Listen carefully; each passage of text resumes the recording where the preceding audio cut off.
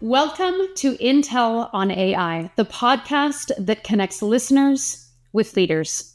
My name is Heather McGuigan, and I am your host. Today's guest is Dan Rodriguez. Dan is the Corporate Vice President and General Manager of Edge Computing Group for Intel. Dan is dedicated to helping the ecosystem of Edge grow and get the most out of Intel's platforms as they deploy across enterprises. Dan has been a career employee at Intel and has navigated the ever-changing process of technology across sectors. Dan, welcome to Intel on AI. Thanks, Heather. It's truly great to be here. So to kick things off, can you share a little bit about your role at Intel and what excites you most about the edge computing space? Absolutely. So at Intel, I lead what's known as the edge computing team. Now, you might ask yourself, what is the edge? What are you talking about? So I will. So let me break this down. And I think when most people think about Intel, everyone immediately thinks about the PC business. And then if they know a little bit about technology, they might also think about the server business and data centers. And then after that, there's the network. And then there's everything else at the edge, which is literally everything outside of the PC and general purpose servers. So what our team does is we work across a wide range of verticals, as we like to call them, or industry sectors to really help all of our partners find ways to deliver value in all those verticals and really help those verticals, those industry sectors deliver the business outcomes that they are seeking. And oftentimes it's through the use of compute and also AI in so many different shapes and forms. And this includes us working together with our partners on everything from equipment on the manufacturing floor that really helps drive automation. It could be working with leading energy providers, helping them manage their energy demand and supply. Or working with health equipment manufacturers to deliver the right patient monitoring devices, MRI devices, or other computing devices across many different form factors. Or in retail, there's so many different things that drive compute in retail. Point of sale, digital signs, loss prevention. And then when you think about our cities as well as public spaces, we work with with companies delivering infrastructure into those cities to help with overall public safety and security, as well as helping with traffic infrastructure and helping with traffic management. And at some point in time, maybe our cities will be even less congested through technology. So there's so many different opportunities across so many different use cases. So going back to your original question, in terms of what excites me, when you think about what I just described, at the edge, it quite literally impacts all facets of our lives. Think about this, how you or I manage our health, how we educate students, how we travel, how we shop, how we bank, and even how we get energy. So when I look at the work that we're doing, we have an opportunity to truly transform everyone's lives across the planet. So to me, that's pretty fun and pretty exciting. Amazing. Now, AI has obviously been a hot topic for years, but Intel has been working at the edge for decades. How has the conversation around AI at the edge evolved, and why is it more relevant than ever? Yeah, you're right. Intel has a long history at the edge. And in fact, we started selling into embedded, as it was called, for quite a long time, over 45 years ago. So we truly do have a deep understanding of this space. We understand what our customers' needs, what the key challenges they are, and we understand the value chain that's required to deliver the right outcomes across so many different industries. And when you think about the edge and you think about AI is not exactly a new topic for the edge. For at least the last several years, we've seen AI be deployed really in the form of machine learning and computer vision. And I will say that we do expect that to grow. So more computer vision, but we're also seeing newer types of AI be adopted at the edge. Now, when we think about AI, and I will say, sorry, Heather, especially in the media, people often think about AI, but they really think about training that often typically takes place in large data centers or cloud environments. But there's actually another big shift that's happening, and that's AI inference that's happening in real world applications. And AI inferencing can happen in so many different shapes and sizes. So let's talk about it for a second. So you're going to see multimodal generative AI algorithms generate radiology notes from X-ray or CT images in healthcare settings. In retail, lots of opportunities for AI, including optimized AI models that detect product SKUs to prevent theft at checkout. In public safety, you're going to see large vision models enhance image search capabilities. So there's lots of different opportunities that's truly driving AI application or applications at the edge using AI. Now, what are some of the biggest challenges that companies face? Everything you said was so exciting and things you look at all of the possibilities, but all of this obviously comes with challenges, both in growth and in implementation. So what are some of the bigger challenges that companies face when they implement AI at the edge? Yeah, absolutely. And I wish it was all easy peasy, but at the edge, there is quite a bit of complexity. The good thing is that these industries have been doing a lot of transformation for many years, mainly kind of digitizing their infrastructure and driving digital transformation. And we work with them along that journey. But when it comes to any edge implementation, there are some unique challenges that we do have to solve for, really as a broad ecosystem. The first is use case fragmentation. And when you think about the wide variety of markets, so everything from health to retail to banking as a couple of examples, you can imagine there's all sorts of different operating environments, but all sorts of different use cases and workflows. So with that, you typically have a diverse set of requirements, different power requirements, performance requirements, as well as operational requirements. And then another challenge you have is typically when you think about deploying AI, you're deploying AI into a legacy infrastructure at the edge, and there is operational complexity. Typically, when you deploy AI, again, it's not going into a greenfield environment. It's actually going into a brownfield environment. So oftentimes, you're incorporating AI into existing systems within existing workflows. And sometimes these systems are very low power, they're price sensitive, and they're going into space-constrained environments. So the thought of just deploying racks and racks of servers full of GPUs into factories or retail stores is oftentimes very impractical due to cost, power, and also workflow considerations. And that brings me to my last critical thing that you need to account for when deploying AI into the edge, and that is workload concurrency. So another way of saying that is when you think about deploying AI at the edge, it typically gets added alongside existing workloads, such as compute and media. And then all of these workloads, they need to work together to achieve the desired business outcomes. So simply put, AI doesn't stand by itself at the edge as kind of one big box of AI. For an enterprise, AI needs to be incorporated in a way that allows them to maintain a lot of the same platforms and software they already use, and to enable really a strong total cost of ownership and be able to deliver it at the right power. So let's just take kind of a simple example that you and I both know, Heather. We're both consumers in the real world. I know you may shop a lot online, Heather, but I'm guessing you might go into a retail store. So I live in a small town. I'm a local person. I like a local store. Right. You probably go in every once in a while. So when you walk into a retail store, depending on the size of it, you're going to see all sorts of devices. You're going to see self-checkout systems, traditional point of sale. You're going to see digital signs. You're going to see cameras, and you're going to see kiosks. Now, all of these are operating multiple workloads, and they typically do this concurrently to really enhance our customer experience. So think about it. When we go into a store, we like all sorts of programs, such as customer loyalty programs. Buy online, but then pick up in store.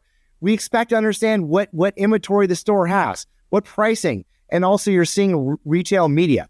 And all those workloads are running across those different edge devices.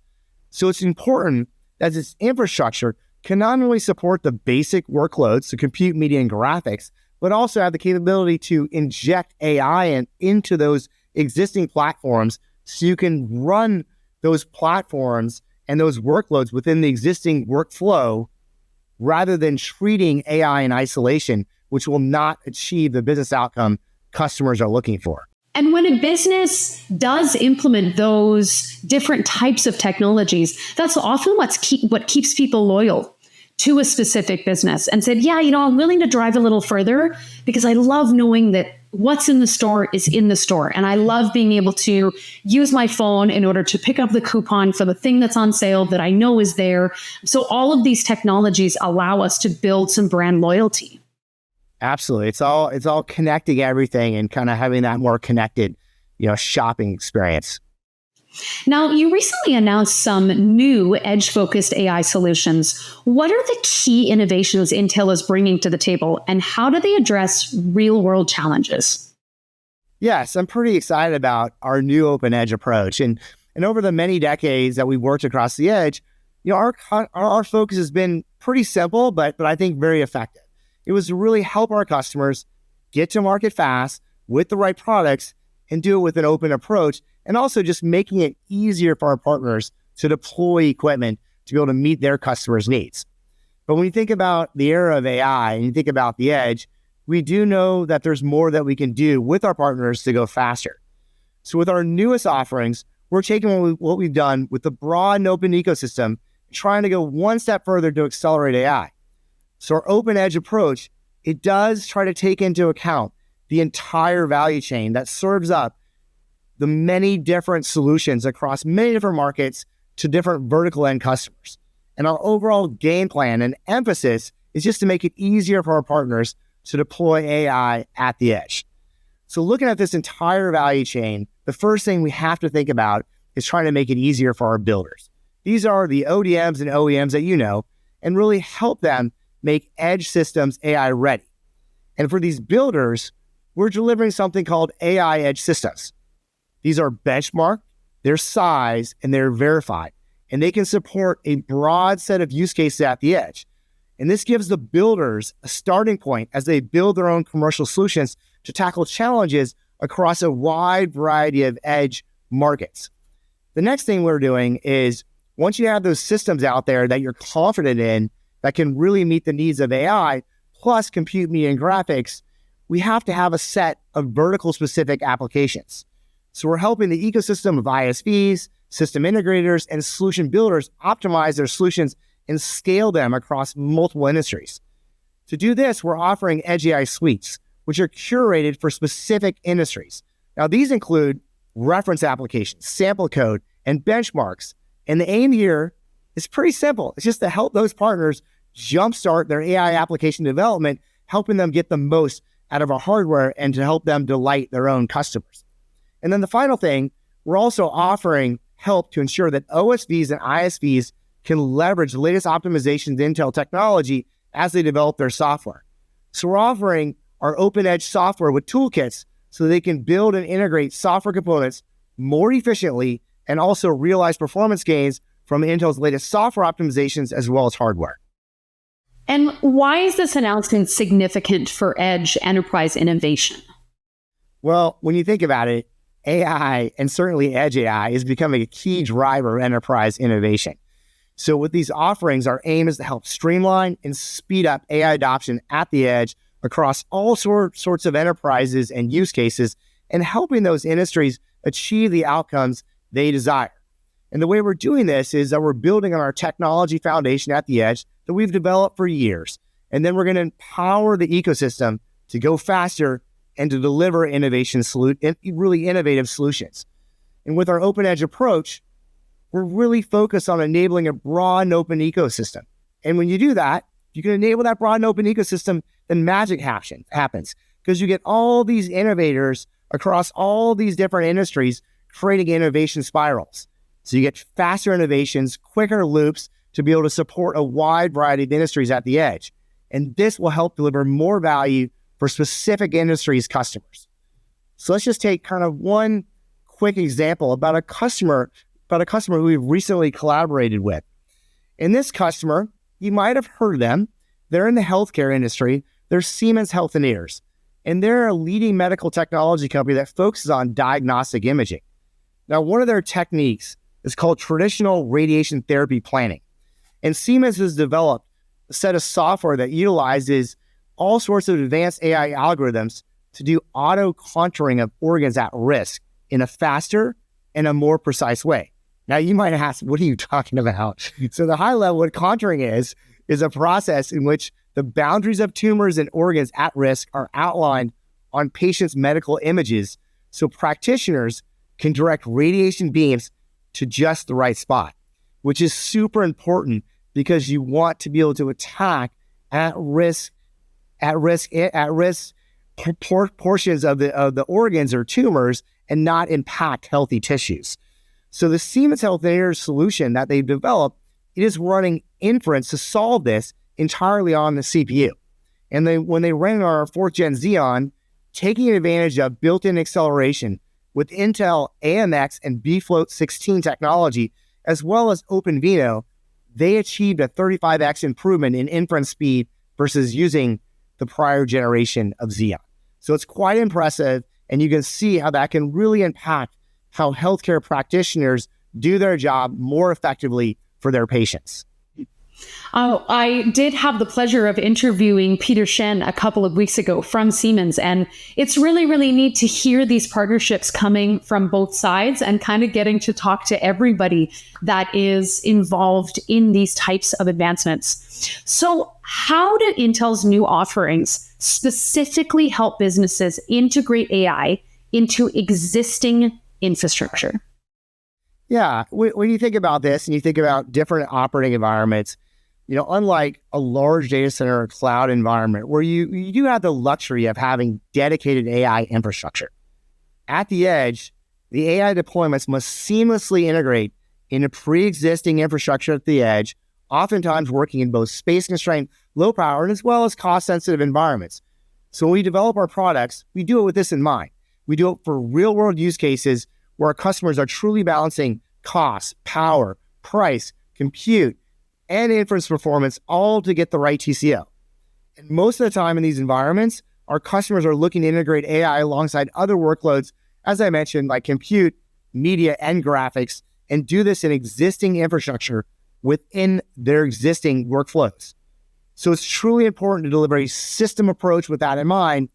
And when you do that, you have a chance to meet the customer's TCO, but also deliver the value they're seeking or the business outcome that they're seeking. So it's kind of just a couple maybe quick examples to kind of bring this home. With our new AI systems that are capable of supporting not only AI, but also compute and media, we have system sizing guides for best fit AI performance to be able to support key AI workloads.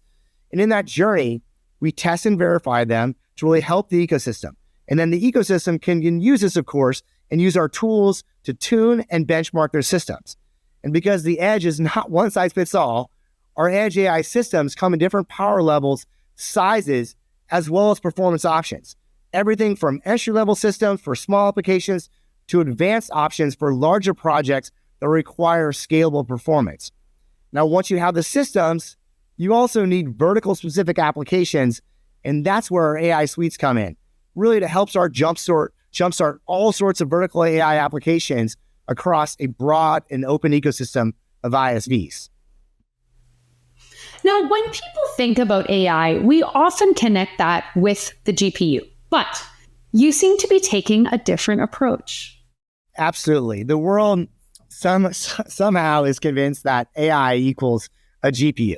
And in some cases, you do need a discrete GPU, and we do offer those. But in most cases at the edge, a CPU with integrated acceleration is a good solution, really a great solution to address the workloads. And customers are looking for guidance on this.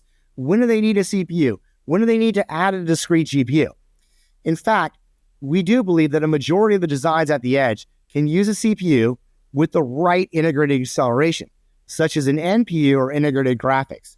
So we design our products with really that in mind. And the way we design our products is we don't just think about AI, we think about the whole system, compute, media, graphics, in addition to AI. So we look at that broad end-to-end pipeline to be able to support real-world scenarios. And as I mentioned before, edge is not one size fits all. So we offer a range of CPUs, or some may call them SoCs, and also discrete GPUs to address the different use cases across the edge. Now, when it comes to AI, there are a lot of metrics being shown. And I actually think this is going across the board in our public access to data right now. We're seeing a lot of numbers, and there can be a bit of confusion or misconception or understanding about what those numbers actually mean, or how do they have an effect on people. So what's the most meaningful way to measure AI at the edge? Yes, we have seen tons and tons of benchmark models in the industry, particularly around AI. But the key thing is what we started talking about earlier, is you have to look at AI within an entire real world scenario and real world workload. So you need a solution that truly takes into account the entire end-to-end pipeline.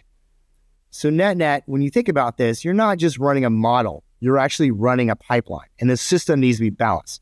So let's, for fun, let's imagine kind of a crazy scenario that's not really realistic, but it'll make the point. So if you put a Tesla engine on a bicycle, do you think it would go faster? Or do you think other parts of that bicycle or system also need to run fast?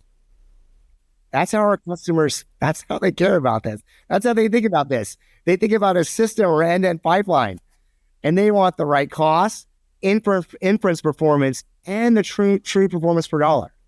So we start with this, really understanding what our customers want to achieve, and then we think about the KPIs that we need to work with them on. So for example, if you're a company that's deploying a safety and security solution in a large city, you have multiple smart NVRs. And you also have a lot of video analytic devices that you want to be able to quickly use to sift through all sorts of camera data and serve up real-time insights. So you need a solution that's both robust and performant enough to handle compute, as well as the ability to run multiple simultaneous camera streams and run real-time analytics, but do this in an affordable way. This means that the platform compute is critical, but also media performance is also critical because you have to decode lots and lots of video streams.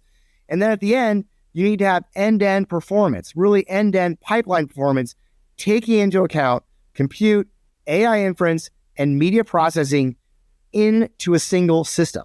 Yeah, if you just have a ton of data, but you don't know how to process it and you don't know how to filter out what's important, we don't need this. It only matters if all of these systems work together. Right. So when you think about what you just said, you can't just look at that favorite benchmark of the industry on AI, which is TOPS. You have to actually look at how the whole system comes together, you working on across all the different workloads, and look at that entire pipeline and see how that pipeline performs. And then compare that to how much the system costs to look at the overall TCO. And that's how customers should look at this. And that's how I do believe a lot of edge customers are. Amazing. Can you elaborate on how Intel's open ecosystem approach accelerates edge AI deployment? Absolutely. So when you think about our approach, we are looking at the entire value chain. So we're breaking down the value chain in terms of what it really takes to deliver the right solution to a vertical, and what that end customer really wants and needs. And when you do this, and you do this in the right way, you get those innovation spirals going, as I mentioned earlier. So if you're an enterprise, you can see all sorts of benefits from this approach. And this certainly allows you to create more innovation across your current workloads, but you're also getting better bang for your buck across AI. So to do this, we're providing all sorts of resources for customers and partners, things like blueprints, industry-specific SDKs, that include the AI suites that I mentioned earlier. And we're also helping just overall OEMs, ODMs, ISVs, and SIs go faster on their AI development and deliver tools and resources that enhance their solutions.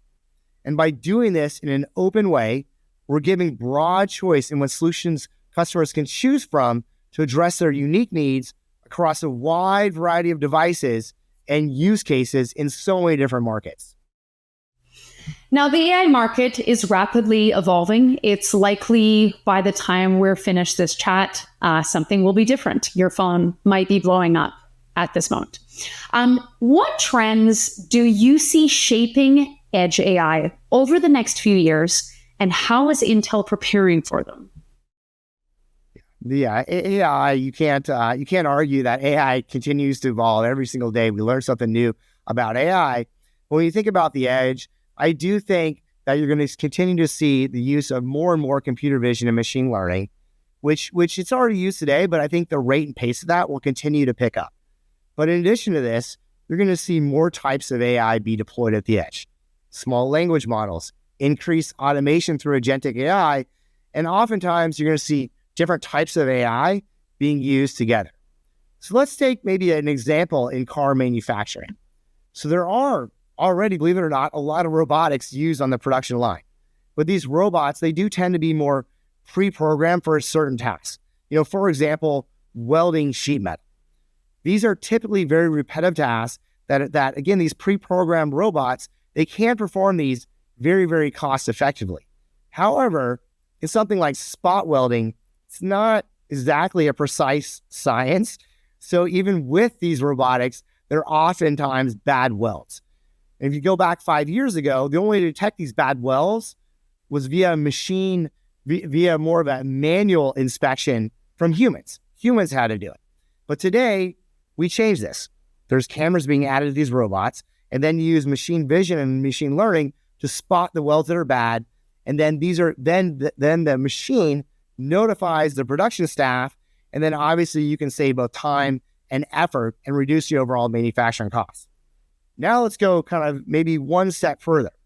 So with the advancements in generative AI, especially new reasoning models like a vision language action model, which can run alongside AI agents. With this approach, you can get even more automation, so more enhanced automation, which is going to lead to more cost savings. So in this case, as we go forward, no longer are these robots required to be fully pre-programmed. These robots can learn tasks and even new tasks on the job.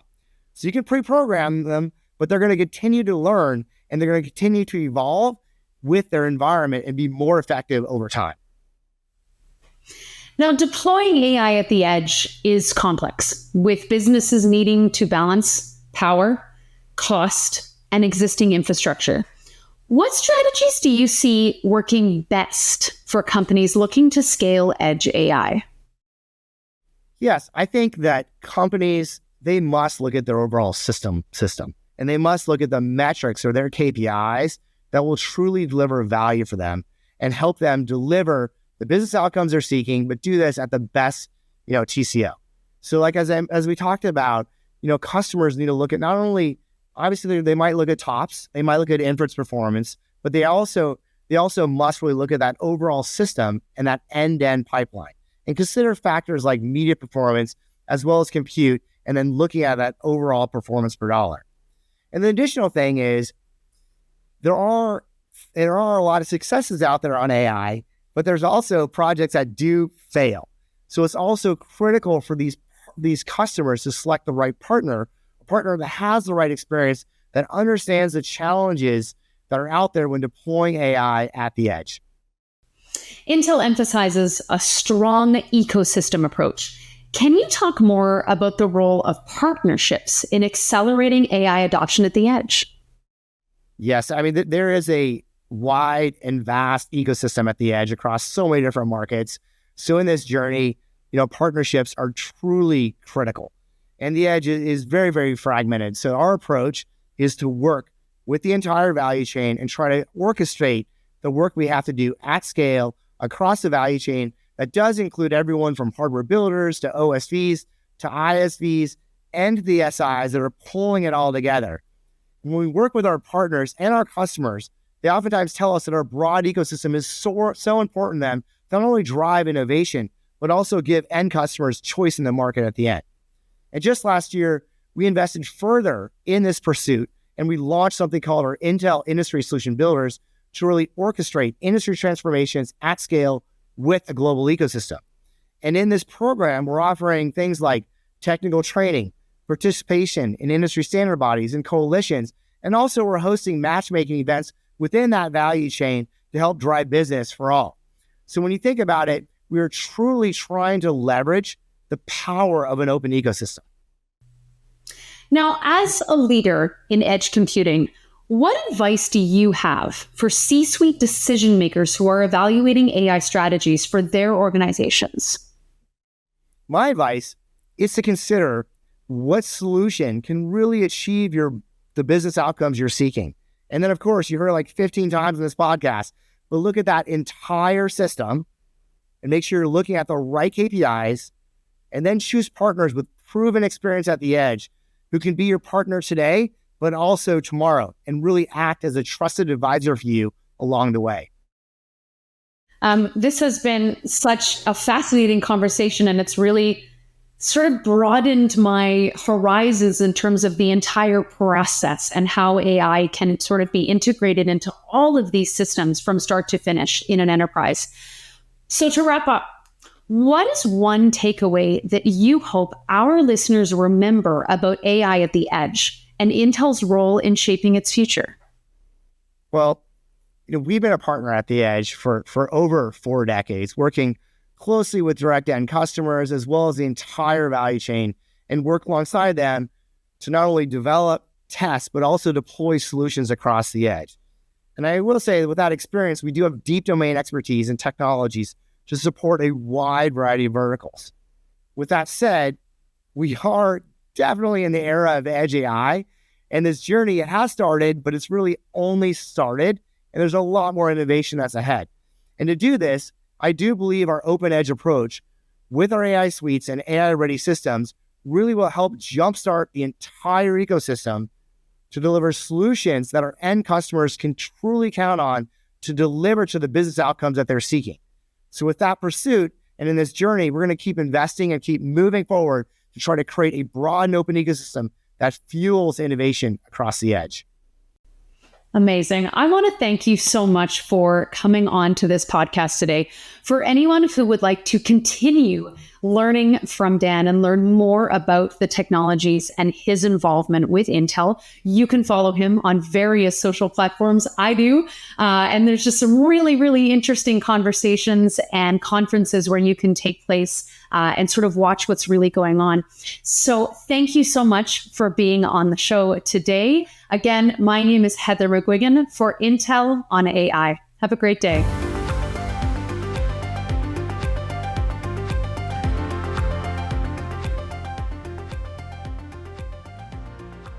Visit intel.com/AI to learn more.